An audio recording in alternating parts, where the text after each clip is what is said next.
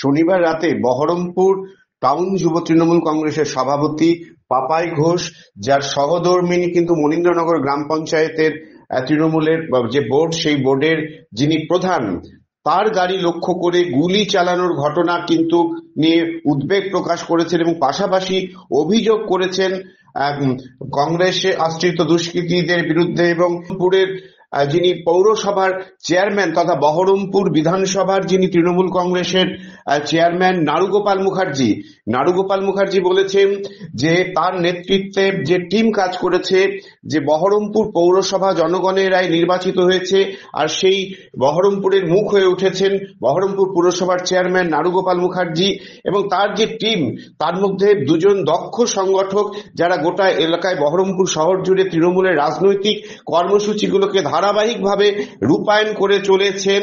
তাদের একজন হচ্ছেন ভাকরির উপপ্রধান বিপ্লব কুন্ডু। তার প্রতি কিন্তু রাজনৈতিক কারণে এর ইতিপূর্বে হামলার চেষ্টা হয়েছিল, এমনটা তিনি বলেছেন এবং পুলিশ প্রশাসনের তৎপরতায় কিন্তু সে যাত্রা রক্ষা পায়, এমনটাই বলেছেন নাড়ুগোপাল মুখার্জি। পাশাপাশি বহরমপুর যুব টাউন তৃণমূলের সভাপতি পাপাই ঘোষের উপর যে হামলা, সেই হামলার ক্ষেত্রেও কিন্তু রাজনৈতিক কারণ রয়েছে এবং কার্যত প্রদেশ কংগ্রেসের প্রাক্তন সভাপতির বিরুদ্ধে এই অভিযোগ তিনি তুলেছেন যে কংগ্রেস আশ্রিত দুষ্কৃতীরা এবং যে দুষ্কৃতীদের একটা অংশ বিজেপির জামা গায়ে বিভিন্ন ক্ষেত্রে নানান রকম কাজের সঙ্গে যুক্ত, একটা অংশ তারা কিন্তু এই ঘটনার সঙ্গে যুক্ত থাকতে পারে। মোট কথা হলো যে বহরমপুর শহরে তৃণমূল কংগ্রেস যে ধারাবাহিকভাবে সাফল্য পেয়েছে বহরমপুর পৌরসভা তৃণমূল কংগ্রেসের দখলে, পাশাপাশি ইউসুফ পাঠান তিনি বহরমপুরের সাংসদ নির্বাচিত হয়েছেন এবং পরাস্ত হয়েছেন অধীর চৌধুরী, সেই জায়গা থেকে কিন্তু এই অভিযোগ তুলেছেন পাপাই ঘোষের উপর যে হামলা। এই বহরমপুর টাউন যুব তৃণমূল কংগ্রেসের সভাপতি যিনি গাড়িতে করে রাজনৈতিক কর্মসূচি ফিরছিলেন, সঙ্গে তার চালক ছিল, তার গাড়িকে লক্ষ্য করে কয়েক রাউন্ড গুলি ছোড়া হয়, অল্পের জন্য প্রাণে বেঁচে গিয়েছেন এবং বহরমপুর থানায় অভিযোগ দায়ের হয়েছে। ঘটনার তদন্ত শুরু করেছে অতিরিক্ত পুলিশ সুপার বহরমপুরের হেডকোয়ার্টার। তিনি জানিয়েছেন যে ঘটনার তদন্ত চলছে, সমস্ত রকম সম্ভাবনা খতিয়ে দেখা হচ্ছে। আমরা দেখব বহরমপুর পৌরসভার চেয়ারম্যান নাড়ুগোপাল মুখার্জি তিনি কি বলেছেন পাপাই ঘোষের গাড়িকে লক্ষ্য করে যে গুলি ছোড়ার ঘটনা দুষ্কৃতীদের, সেই ঘটনায়। পাশাপাশি তিনি কিন্তু আস্থা প্রকাশ করেছেন যে পুলিশ প্রশাসন মুর্শিদাবাদ পুলিশ পিডির যিনি এসপি তার উপর আস্থা প্রকাশ করেছেন, বহরমপুরের আইসির উপর আস্থা প্রকাশ করেছেন। পুলিশ কিন্তু তৎপরতার সঙ্গে অভিযুক্তদেরকে গ্রেপ্তার করবে, এমনটাই কিন্তু তিনি আশা প্রকাশ করেছেন তার বক্তব্যের মাঝে। আমরা দেখব কি বলেছেন বহরমপুর পৌরসভা তথা পৌরসভার চেয়ারম্যান তথা বহরমপুর বিধানসভার তৃণমূল কংগ্রেসের যিনি চেয়ারম্যান নাড়ুগোপাল মুখার্জি এ প্রসঙ্গে।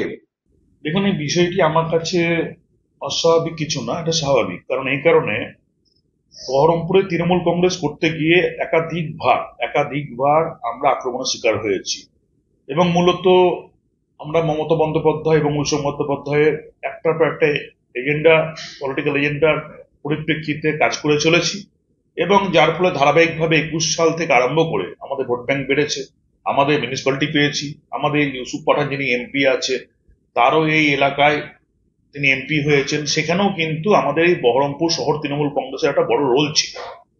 এখন দীর্ঘদিন ধরে এখানে রাজত্ব করেছে অধীর রঞ্জন চৌধুরী বহরমপুরের ওপর। এটা তার মনে হয় তার একটা জমিদারি, এই জমিদারিটা আমরা ভেঙে দিয়েছি। তো মূলত এই জমিদারি ভাঙতে গিয়ে বারবার আমাদের ওপর আক্রমণ এসছে এবং আমাকে একাধিকবার দুর্বল করার চেষ্টা করা হয়েছে।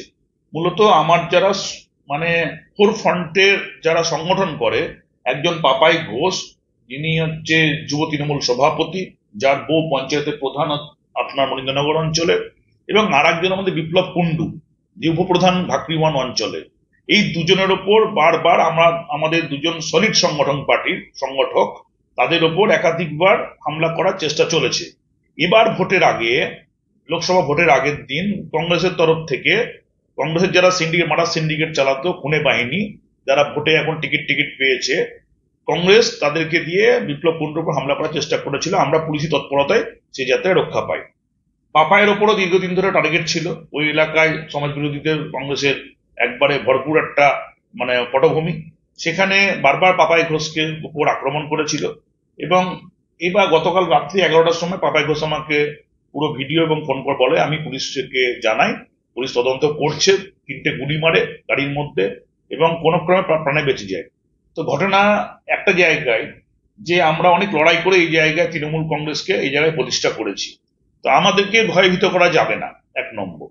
তো 2 নম্বর, আমাদের উপর মমতা বন্দ্যোপাধ্যায় আশীর্বাদ আছে, অভিষেক বন্দ্যোপাধ্যায় আশীর্বাদ আছে, ঈশ্বর আশীর্বাদ আছেন, এবং আমরা তৃণমূল কংগ্রেসের যেভাবে দিন দিন ওই এলাকাগুলো তৃণমূল কংগ্রেসের পক্ষে ছিল না, সেগুলো তৃণমূল কংগ্রেসের দিকে মানুষজন আসছে। বিজেপিরও ওপর মানুষের নেশাম কেটে গেছে এবং কংগ্রেসের ওপর কেটে গেছে।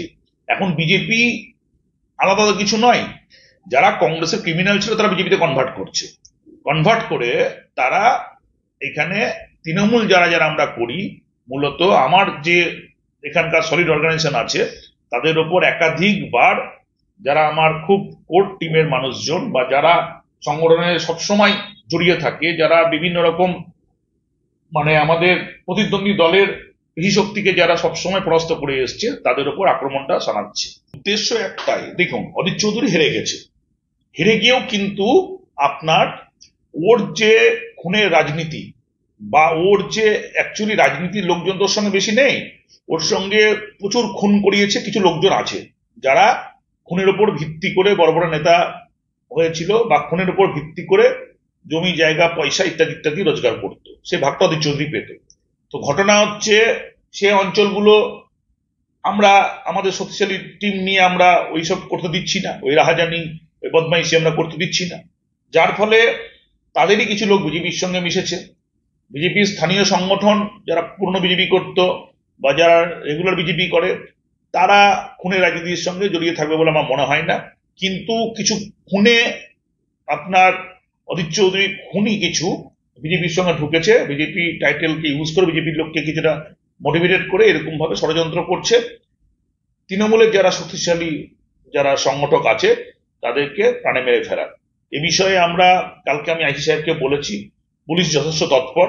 আমরা দেখেছি যে বহরমপুর শহরে পুজো থেকে আরম্ভ করে যে কোনো ফেস্টিভ্যাল প্রোগ্রাম, যে কোনো ল অ্যান্ড অর্ডার আমাদের এসপি সাহেবের নেতৃত্বে, আমাদের আইসি সাহেবের নেতৃত্বে ভালোভাবে চলছে। গতকাল আইসিকে জানিয়েছি, আমি আশা করি খুব দ্রুত যারা ঘটনা ঘটিয়েছে তারা ধরা পড়বে। মনে এখন যেটা পুলিশ তদন্ত করুক, না দেখে তো কারণ বেকার দোষ দেওয়া যাবে না। পুলিশ সঙ্গে সঙ্গে স্পটে এসেছিল, আমার গাড়িটা রিকভারি করে নিয়ে গেছে। ওখানে সামনে পিছনে অনেক সিসি ক্যামেরা আছে, সিসি ক্যামেরা নিশ্চয়ই যারা এই ঘটনা ঘটিয়েছে তাদেরকে ঠিক খুঁজে পাওয়া যাবে। ঘটনাটা হয়েছে এই বানকপাড়া বাম্পারটা ক্রস করে রিং রোডের মুখে ব্যাগটা নেওয়ার আগে। ওখানটাই রাজনৈতিক কংগ্রেস বিজেপি এরা করতে পারে, সামনে বিধানসভা ইলেকশন আছে। আমি শহরের দায়িত্বে আছি, আমার মিসেস মনিন্দ্রনগর গ্রাম পঞ্চায়েতের প্রধান আছে। আমার যেটুকু মনে হচ্ছে, তাছাড়া তো আমাদের এলাকা শান্তিপ্রিয় এলাকায় কোনো ঝামেলা অশান্তিও নাই। আমি সকালবেলায় বাইক নিয়ে এলাকাতে রীতিমতন ঘুরেও বেড়াই, একা একাই ঘুরে বেড়াই। চিনতে পারিনি, গাড়ির সামনে কেউই পড়েনি, পেছন থেকে রানিং গাড়িতে করেছে। 2টো গুলি চালিয়েছে। না, ক্ষতি হয়নি, গাড়ির পেছনে কাঁচটা ভেঙে গেছে, আর একটা পেছনে কাঁচ দিয়ে বেরিয়ে বডিতে লেগেছে গাড়ি। কোথায় যাচ্ছিলেন তখন আমি বাড়ি আসছিলাম বাঙালপাড়ার ওখানটাই করে, বাঙালপাড়ায় পার্কটার এখানটাই করে আমার একটা বাড়ি আছে। ওখান থেকে বেরিয়ে আমি প্রত্যেকদিন ওই রাস্তা দিয়ে বাড়ি আসি রাত্রেবেলায়? রাত্রেবেলা আনুমানিক 11:40-40 হবে। তবে বিভিন্ন মহলে চর্চা চলছে যে এই অভিযোগ যে রাজনৈতিক কারণে প্রাক্তন প্রদেশ কংগ্রেস সভাপতির মদতপুষ্ট ছত্রছায়ায় থাকা সমাজ বিরোধীরা এই কাজের সঙ্গে যুক্ত বা একাংশ যারা বিজেপির সঙ্গে যুক্ত তারা যুক্ত হতে পারে, এমন যে আশঙ্কা প্রকাশ এবং অভিযোগ করেছেন নারুগোপাল মুখার্জি। সেই সম্ভাবনা কতটা সত্য পুলিশি তদন্তে তা উঠে আসবে, নাকি তৃণমূলের এর ভেতরে কোনো অন্তর্ঘাত রয়েছে, সে সম্ভাবনাও কিন্তু খতিয়ে দেখছে পুলিশ প্রশাসন। বিয়েবাড়ি, জন্মদিন অথবা অন্নপ্রাশন, এমবি ধর অ্যান্ড সন জুয়েলার্স। মুর্শিদাবাদ জেলায় শতবর্ষের প্রতিষ্ঠান এমবি ধর অ্যান্ড সন জুয়েলার্স। আধুনিকতার ছোঁয়ায় জেলাবাসীর ভরসা এবং বিশ্বাসের নাম এমবি ধর and son jewellers. 127 Daihata road, Sonapatti, Khagra, Murshidabad. Mobile 9434168565 এবং 9093168565।